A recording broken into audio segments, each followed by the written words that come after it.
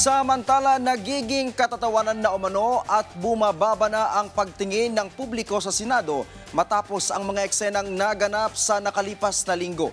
Ayon kay dating Senator Richard D. Gordon na may patutsada rin kay Senator Ronald Bato de la Rosa. Yan ang ulat ni Vel Custodio.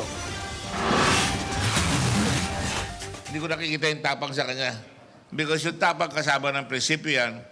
Yan ang komento ni former Senator Richard Gordon kasunod ng patuloy na pagtatago ni Senator Ronald Bato de la Rosa sa kabila ng warrant na inisyu ng International Criminal Court o ICC. Binabaril under the guise of creating peace and order, pinapatay yung mga tao at sabi, hindi, kailangan patayin yan eh. Mga mahihirap yung pinapatay. Meron ba kayo nabalitaan na patay ng malalaking tao, yung mga drug pusher na malaki? Wala. Ayon pa kay Gordon, nagiging laughing stock o katatawanan na sa social media at bumababa na ang pagtingin ng publiko sa Senado dahil sa nagiging habulan at iba pang eksena sa mga nakalipas na linggo.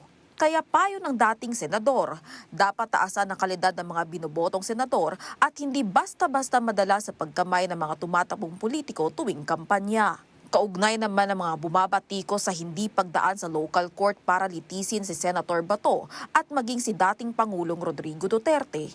Sagot ni Gordon, wala namang naglalakas loob para ireklamo at litisin ang dating presidente at PNP chief sa Pilipinas kaya umaksyon na ang ICC. Pwede mong huliin si Duterte dito kung malakas ang loob mo. Pwede mong huliin yung mga pulisya na gumawa niyan. Dito, may batas tayo. Pero, anong nangyari?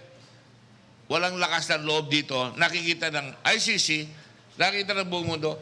Paglilinaw pa niya na isang international body ang ICC na parte mismo ng batas ng Pilipinas at hindi ito foreign country.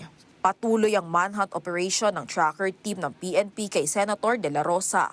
Vel Custodio para sa Pambansang TV sa Bagong Pilipinas.